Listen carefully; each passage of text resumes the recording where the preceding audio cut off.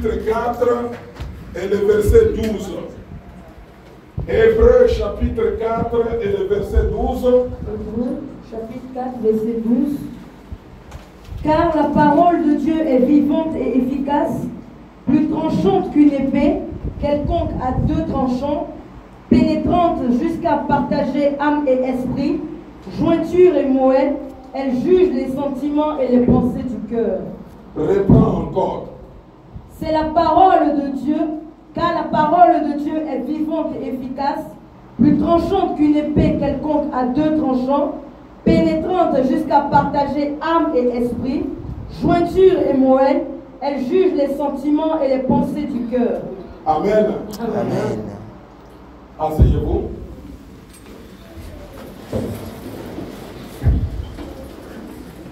J'aimerais commencer par le commencement. Je vais replacer l'auteur, la personne qui nous a écrit le verset là-bas. Je vais le replacer dans sa lettre. Quand on parle d'une lettre, il y a toujours deux personnes. Il y a celui-là qu'on appelle l'expéditeur, c'est-à-dire la personne qui rédige la lettre, la personne qui écrit la lettre, il y a aussi le destinataire. Dans le passage en question, l'expéditeur, on ne connaît pas son nom. Raison pour laquelle on dit que le livre, la lettre aux Hébreux, est un anonymat.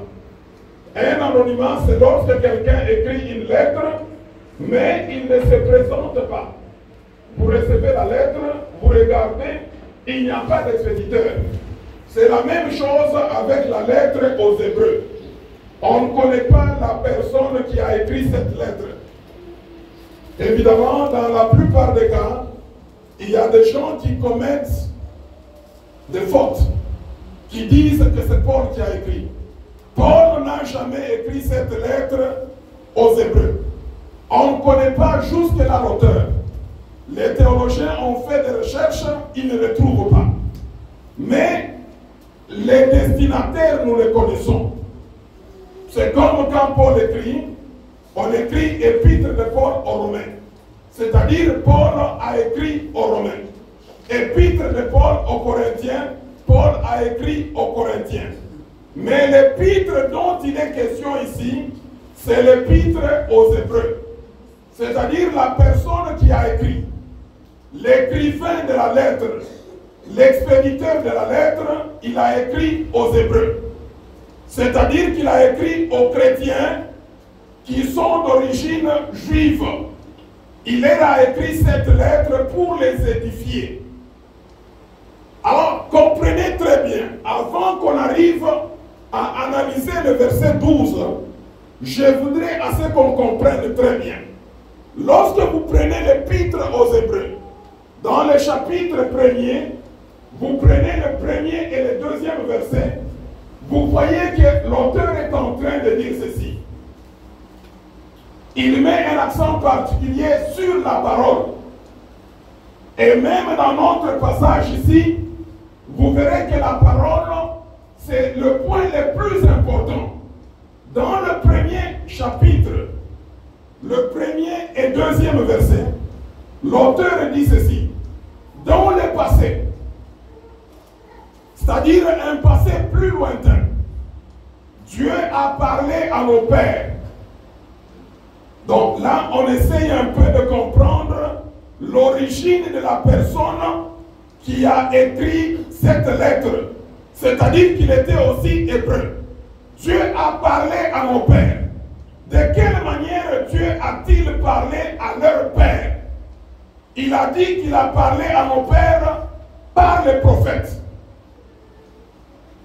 C'est-à-dire, quand vous lisez la Bible, vous comprendrez que dans l'Ancien Testament, Dieu n'a pas parlé directement aux hommes. Il y a quelques exceptions. Et c'est très rare. Dieu a parlé aux hommes en utilisant d'autres hommes ou d'autres femmes. C'est ainsi que la Bible parle de prophètes. La Bible parle de prophétesses. Laissez-moi vous dire que la signification première du mot prophète veut dire tout simplement la bouche de Dieu. C'est-à-dire Dieu ne parle pas directement. Au lieu de parler directement aux gens, Dieu utilise un intermédiaire. Et cet intermédiaire reçoit la parole de Dieu. Quand il reçoit la parole de Dieu, son rôle est de transmettre fidèlement la parole de Dieu. Et c'est pour cela qu'on les appelait le prophète. Un prophète, c'est la bouche autorisée de Dieu. Alors un prophète, quand il reçoit la parole de Dieu, cette parole de Dieu, on l'appelle oracle. Oracle veut dire la réponse de Dieu adressée aux hommes. Et c'est ainsi que Moïse, on le considère aussi comme un très grand prophète. Dieu voulait parler directement aux hommes. Quand Dieu s'est présenté à la montagne de Sinaï, à la montagne d'Horeb, quand Dieu s'est présenté, le peuple a eu peur. Puisque Dieu s'était présenté avec des tremblements, avec des torrents, avec des tonnerres, et personne ne pouvait être en mesure d'entendre la voix du Seigneur. C'est ainsi qu'Israël a dit ceci: Moïse, nous ne voulons pas que Dieu puisse nous parler directement. Nous voulons que Dieu nous parle au travers de toi, Moïse.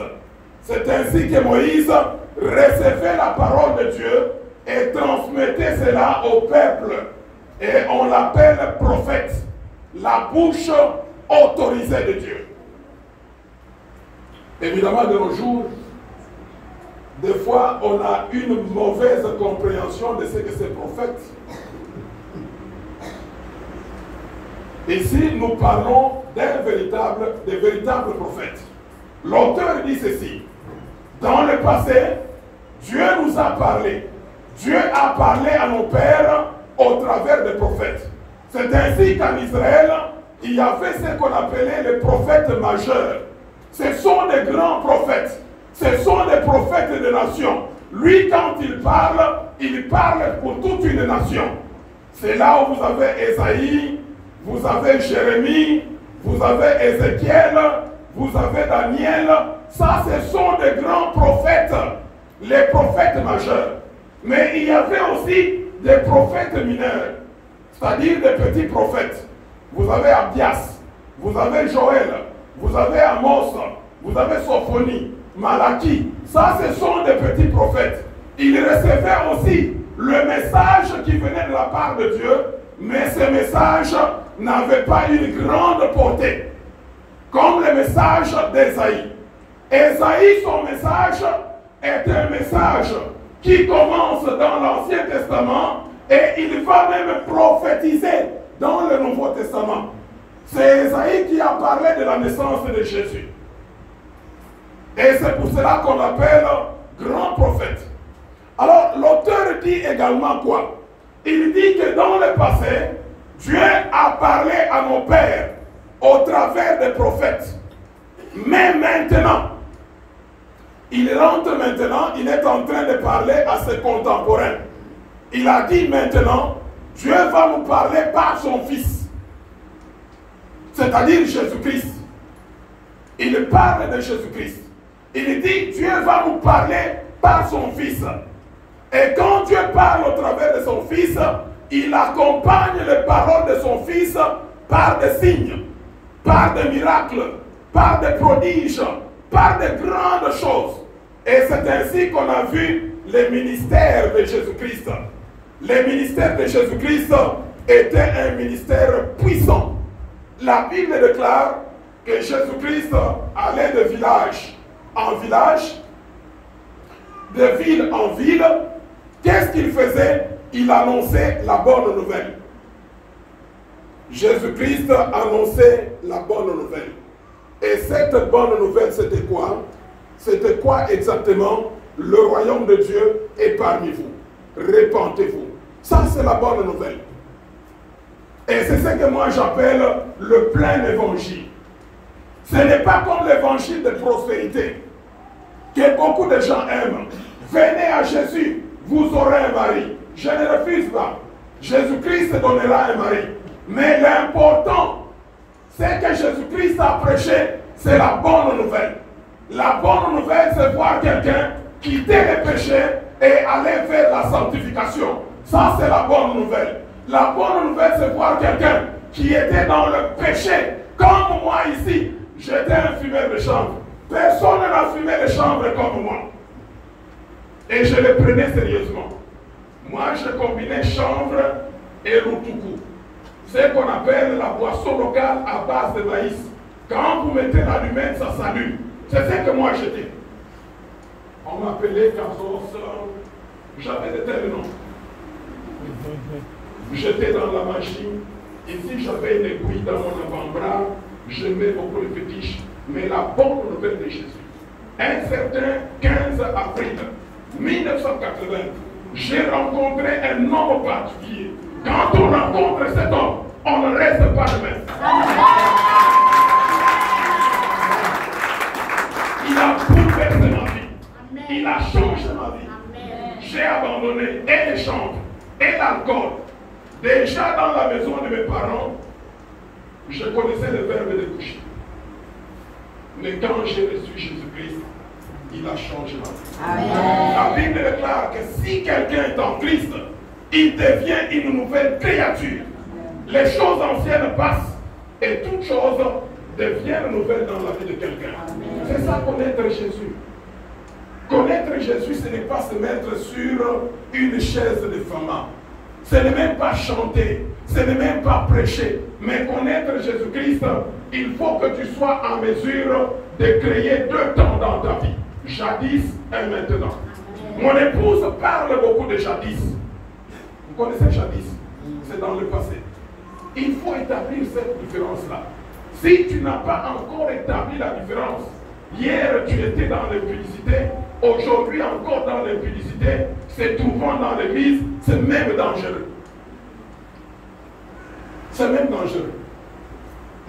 Un impudique dans l'église, il est plus qu'impudique que celui qui est à l'extérieur. Vous savez que celui à l'extérieur, il ne connaît pas. Mais toi, tu connais. Alors, qu'est-ce qu'il dit? Dans le passé, Dieu a parlé à mon Père au travers des apôtres et au travers des prophètes. Mais maintenant, il nous parle au travers de son Fils. Et qu'est-ce que Dieu fait? Dieu accompagne la parole de son Fils par des signes, par des miracles, par des prodiges. Et quand Jésus-Christ faisait son ministère, c'était un ministère puissant. Quand il passait, les gens suivaient Jésus, puisqu'il annonçait la bonne nouvelle. La bonne nouvelle, c'est tout simplement quitter les péchés et aller dans la sanctification. C'est ce que Christ attend de chacun de nous. Christ n'attend pas ce que nous tous on soit pasteurs. Ça ne sert à rien que je sois pasteur et que je vive dans le péché. La bonne nouvelle, c'est de voir quelqu'un quitter le péché et entrer dans une vie de sanctification. Quand tu les regardes, tu te dis, oh, Dieu est grand. Oh, je me rappelle dans ma commune là où j'ai grandi. Un jour, j'arrive dans une église, il y avait un grand. Nous, on appelait quelqu'un qui est grand dans notre quartier, on l'appelait vieux. Mais ce vieux-là, il était de mauvaises habitudes. C'était un pickpocket. C'était son travail, on le connaissait. Il était pickpocket. Mais ce jour-là, je le retrouve dans l'église de Jésus. Oh, il est ancien de l'église. Et je suis allé même le voir. Je l'ai salué. J'ai dit, vieux, je te connaissais. Il a dit, non, ça c'est dans le passé. Et il n'avait même pas honte de me dire qu'il était pickpocket. Mais aujourd'hui, il est pickpocket des âmes. Il est en train de piquer les âmes dans la poche de Satan. Dans la poche de Satan, il pique maintenant les gens là-bas. Il les ramène dans le royaume de Dieu. C'est ce que Dieu voudrait faire aussi pour toi. Mon frère et ma soeur, ce n'est pas encore trop tard. Il nous reste encore un jour pour qu'on quitte 2019. Si 2019 tu étais encore dans le péché, aujourd'hui je t'annonce la bonne nouvelle de Jésus. Tu as encore la chance. Traverse 2020 avec une autre vie. C'est un choix qu'il faut faire. Alors, quand il écrit cela, il arrive dans le verset 12. À un certain moment, je suis en train de dire, est-ce notre thème de l'année ici, on ne peut pas le retravailler encore pour qu'il soit plus complet. Puisque le verset 12 dit ceci, c'est pas seulement la parole. Puisque si on laisse comme ça la parole, on mettrait par exemple la parole de Trump, la parole d'Obama. Non, la parole d'Obama n'est pas vivante. La parole d'Obama n'est pas efficace. Et là, s'il s'agit de la parole de Dieu, dans le verset 12, il est dit ceci, la parole de Dieu, premièrement, elle est vivante. La parole de Dieu, deuxièmement, elle est efficace. La parole de Dieu, troisièmement, elle est pénétrante. La parole de Dieu, quatrièmement, elle est tranchante. Voici les 4 caractéristiques de la parole de Dieu. Et en 2020, nous voulons expérimenter cela. Nous voulons expérimenter cela. Laissez-moi vous dire qu'on ne se trompe pas. La vie chrétienne que nous sommes en train de mener ne repose pas sur autre chose. Même si on utilise l'eau, la vie chrétienne ne repose pas sur l'eau. Même si on utilise l'huile d'onction, la vie chrétienne ne repose pas sur l'huile d'onction. Mais la véritable vie chrétienne repose sur quoi? Sur la parole de Dieu. Notre religion, c'est une religion de parole. C'est pour cela qu'il faut faire attention. Quand on devient chrétien, faisons un effort pour éliminer les calomnies, pour éliminer les mensonges, pour éliminer tous les insultes, tout ce qui vient de la bouche, la médisance, qu'on élimine cela. Puisque notre religion, c'est une religion de parole. Quand vous prenez la Bible, dès le commencement jusqu'à la fin, vous verrez que notre Dieu, c'est un Dieu qui parle. Au commencement, Dieu créa les cieux et la terre. Comment a-t-il créé cela? Dieu n'a pas utilisé la matière. Dieu a utilisé la parole. Il a dit ceci, que la lumière soit et la lumière fut. Il a parlé seulement. Nous sommes dans la religion de la parole. Et la parole du chrétien doit être puissante. Quand un chrétien parle, la chose se réalise. Je parle d'un véritable chrétien. Quand il parle, la chose s'accomplit, puisqu'il est chrétien. Alors c'est ce qu'on va découvrir ce matin. Et que cela puisse animer toute notre vie au courant de l'année 2020. Les 4 caractéristiques de la parole. Première caractéristique, la parole est vivante. Qu'est-ce que cela veut dire? On voudrait tout simplement dire ceci. La parole de Dieu, en elle, il n'y a pas la mort. Dans la parole de Dieu, il n'y a pas la mort. Dans la parole de Dieu, il y a la vie. Lorsque quelqu'un a en lui, si quelqu'un reçoit la parole de Dieu, il reçoit automatiquement la vie. Et c'est ainsi que vous verrez dans la Bible, beaucoup de gens qui ont été en contact avec la parole de Dieu, même les malades, quand ils ont été au contact avec la parole de Dieu leur a transmis la vie. Dans la parole de Dieu, il y a la vie. Christ lui-même dira ceci dans Jean, il va dire que ma parole est vie et esprit. Si tu fais réellement vivre, soit avec la parole de Dieu. Si tu fais réellement vivre, pratique la parole de Dieu. Et tu verras la vie réelle. Et quand je parle de la vie que donne la parole de Dieu, ce n'est pas une vie limitée, mais c'est une vie en abondance.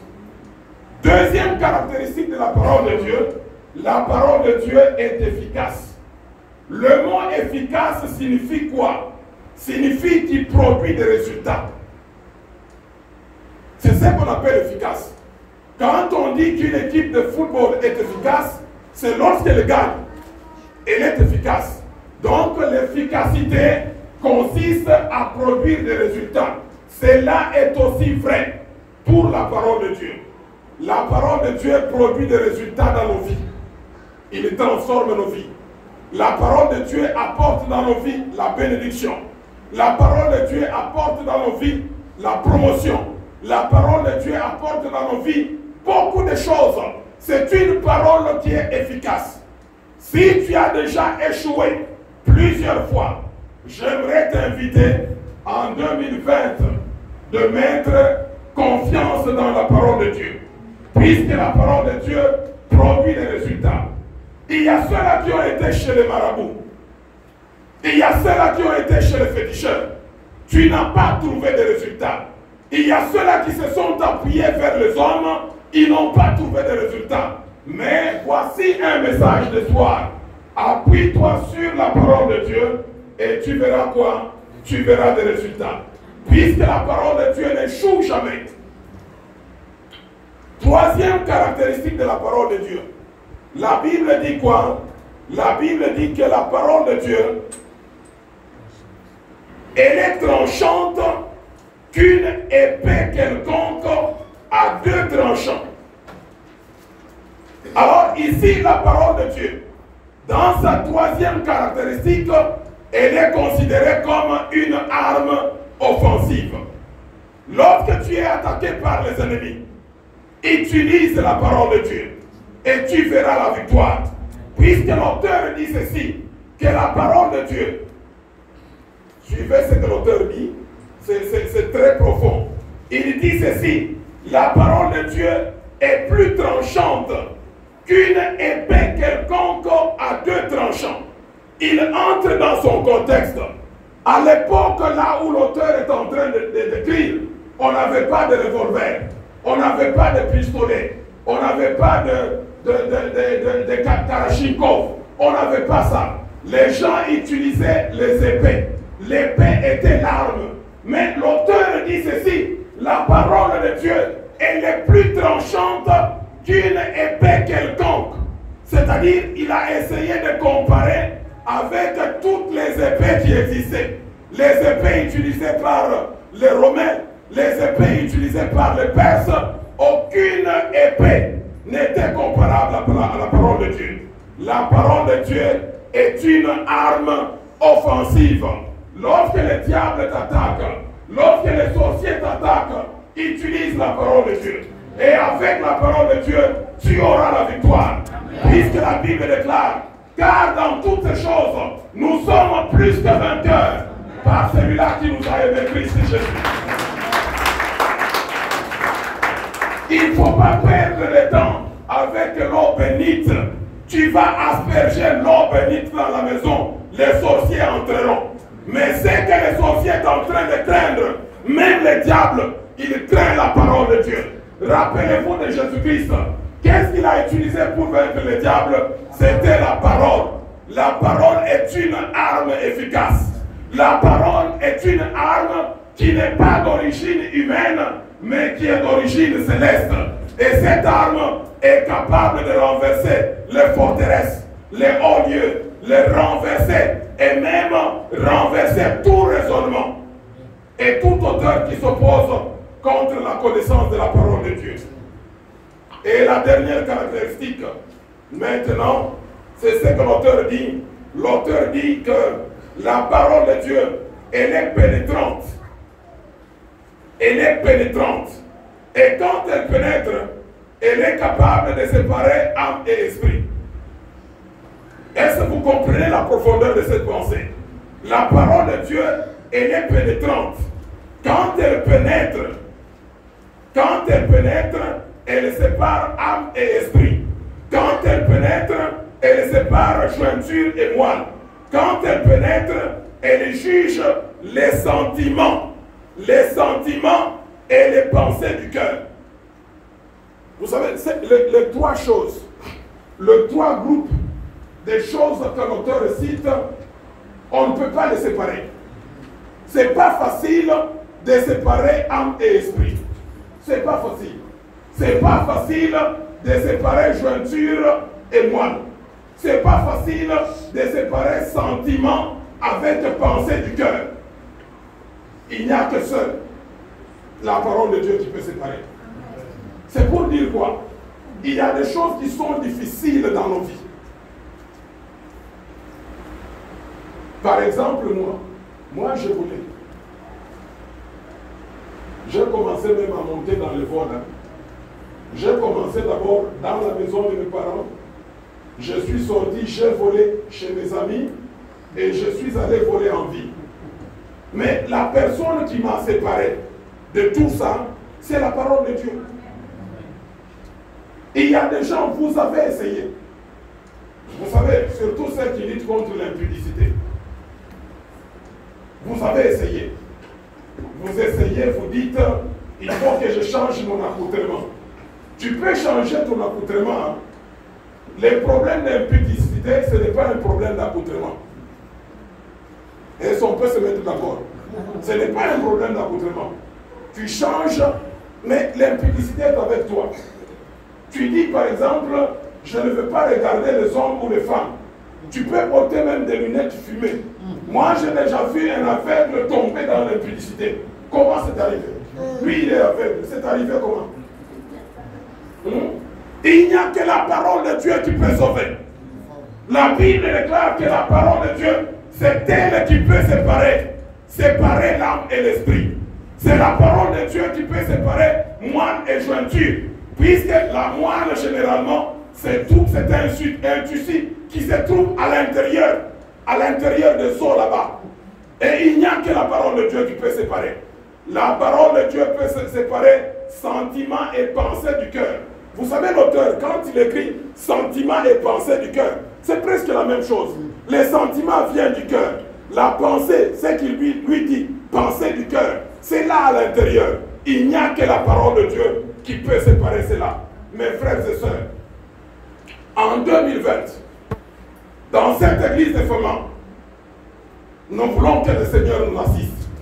Nous voulons réellement vivre la parole de Dieu. Amen. Et nous voulons que cette parole de Dieu apporte la vie dans chacun de nous. Nous voulons que cette parole de Dieu soit efficace, apporte les résultats, transforme chacun de nous. Que chaque personne qui entrera ici soit transformée. Amen. Pas seulement au niveau de l'église. Vous savez que l'église transforme les gens. Quand vous entrez déjà la petite barrière là, moi je vous vois transformer. Votre façon de marcher, quand on vous regarde, on se dit c'est une religieuse, c'est un monsieur l'abbé ou quoi. La barrière là vous transforme. Mais cette transformation dont je parle, ce n'est pas seulement ici. Je voudrais que vous soyez transformés dans vos maisons. Vous savez, ce sont les enfants qui nous connaissent mieux. Et nos femmes. Il y a un grand pasteur dans le monde. Il prêchait là-bas. Et quand il prêchait là-bas, sa femme le regarde. Et la femme était dépassée. Hein. Tu vois, des fois, le Saint-Esprit prend les choses. Et la femme, là où elle était, dit, si mon mari devrait être comme ça même à la maison, alors, on doit être transformé. Nous voulons être transformés. Ça ne sert à rien de faire 2 ans.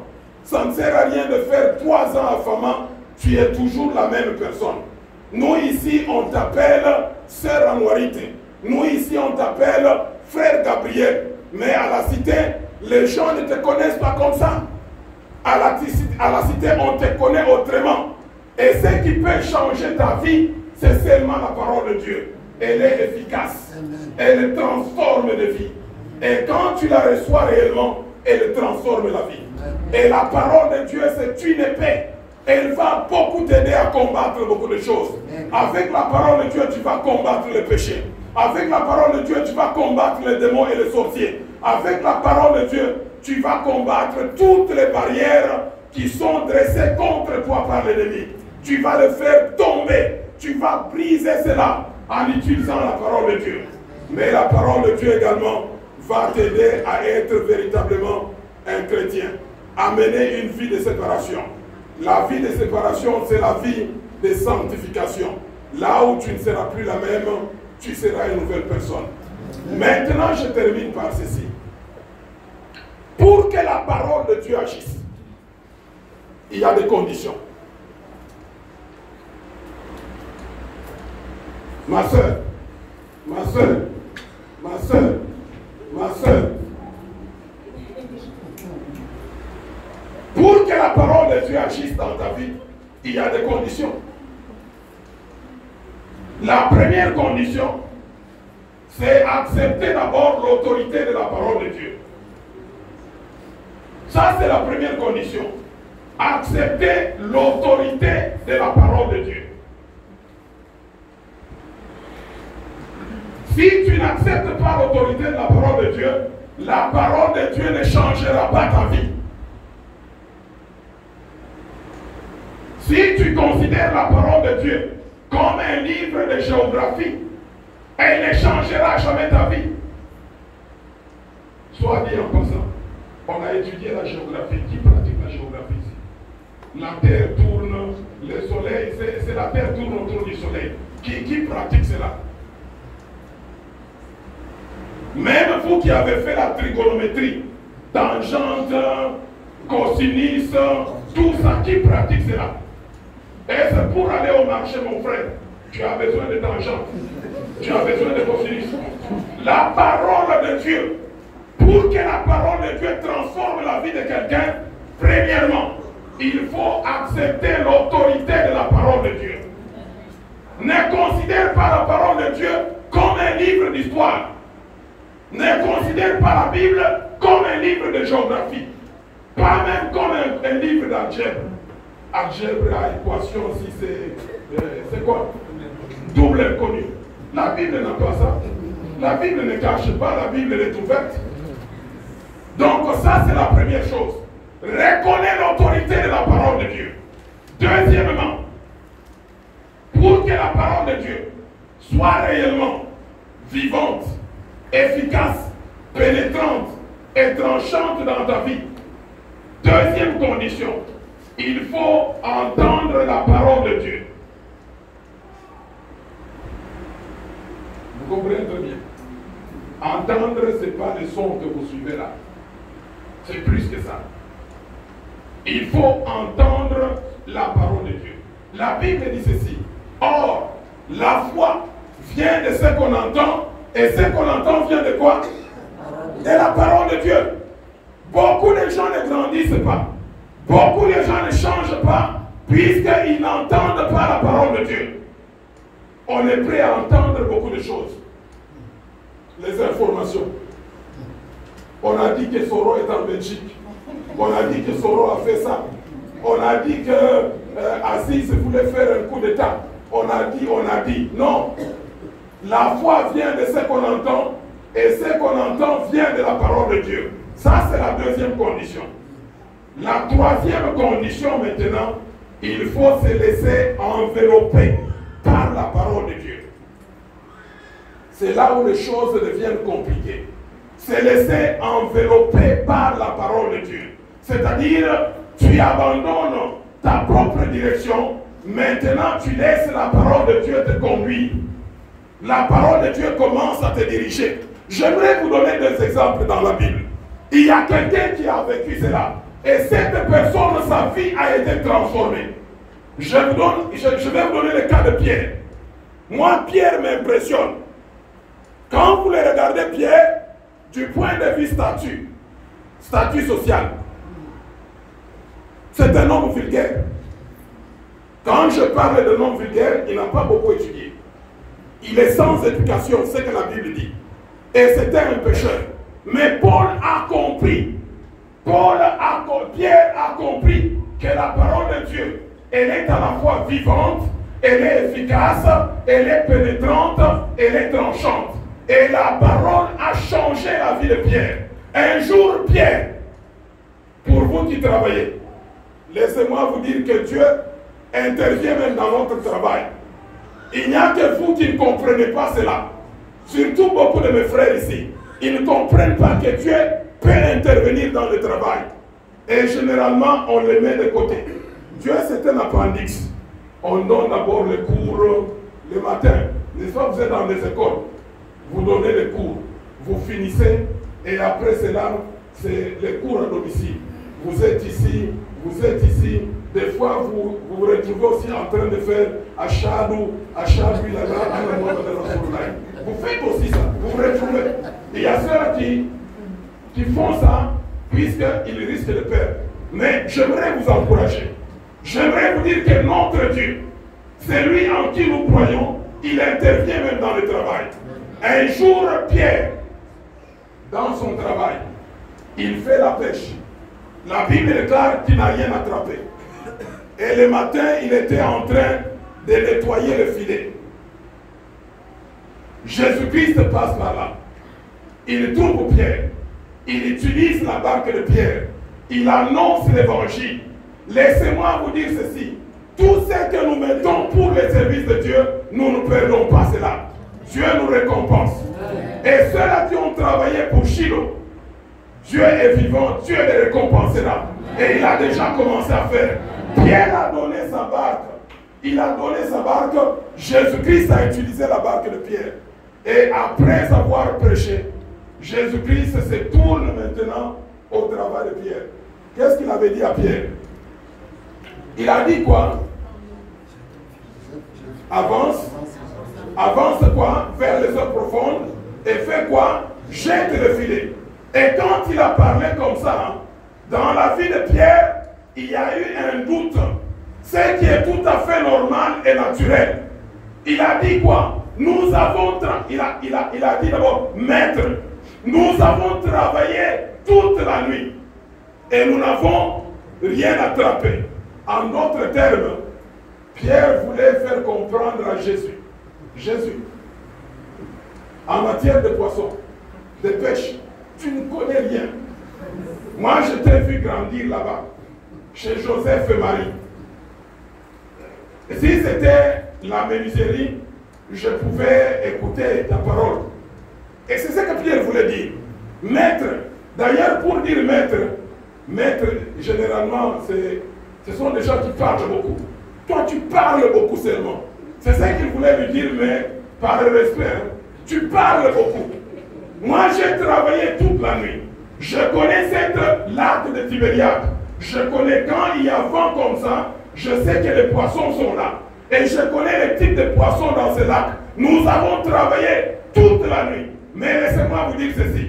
Surtout pour les enseignants. Des fois vous dites, pasteur Kassongo et pasteur Higuette ne comprennent pas. Ils sont habitués aux ONG. Nous, on est enseignants. Mais laissez-moi vous dire ceci. Jésus connaît votre travail. Amen.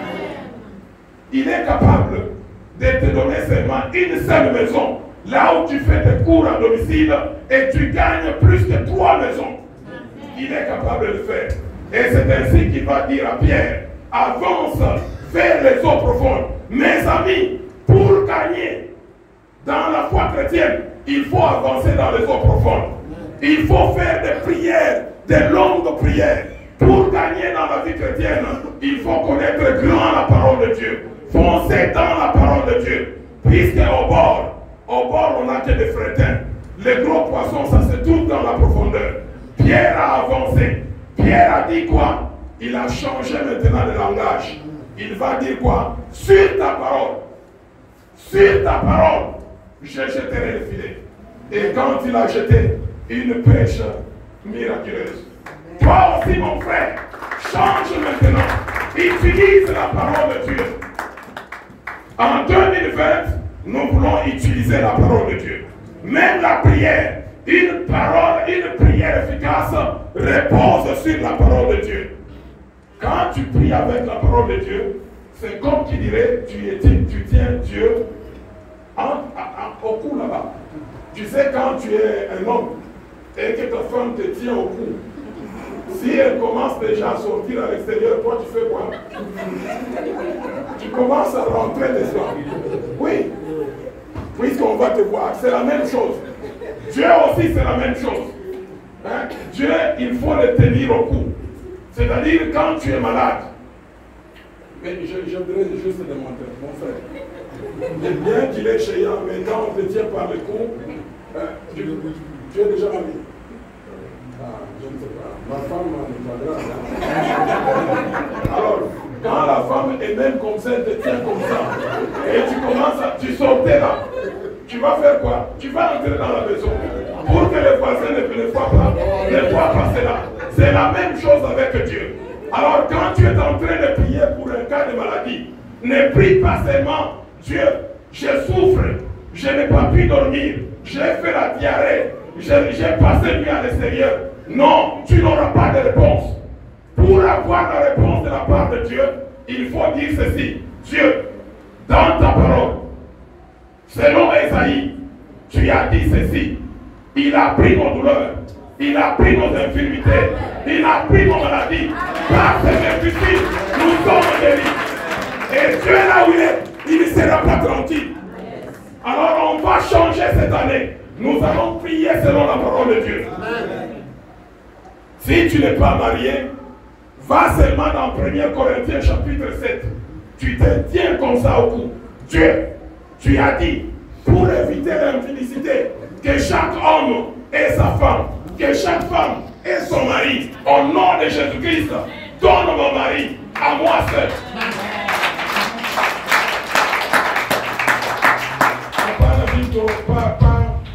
Pas partager un mari. Il faut qu'un mari soit à toi seul. C'est ce qui est biblique. Alors c'est ce qu'on va faire en 2020.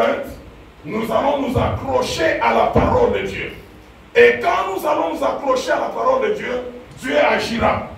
Puisque sa parole est vivante, nous aurons une vie en abondance. Dieu agira. Puisque sa parole est efficace, elle va produire des résultats. Dieu agira. Puisque sa parole est pénétrante, c'est une épée. L'ennemi va fuir, l'ennemi va tomber, puisque nous on va utiliser l'arme offensive qu'est la parole de Dieu. Nous allons utiliser la parole de Dieu, puisqu'elle est pénétrante, elle est tranchante, elle va séparer notre vie et nous allons mener une vie de sanctification. Je vais entendre de bonnes nouvelles. Je voudrais voir des changements. Et que ça ne traîne pas. Tout dépend de toi-même. Vous savez que Dieu, pour Dieu, ça ne prend pas beaucoup de temps. Tout dépend de la manière dont tu vas le faire. Si tu crois dans l'autorité de la parole de Dieu, si tu écoutes la parole de Dieu, et si tu es enveloppé par cette parole, elle agira dans ta vie. Que Dieu bénisse sa parole. Amen.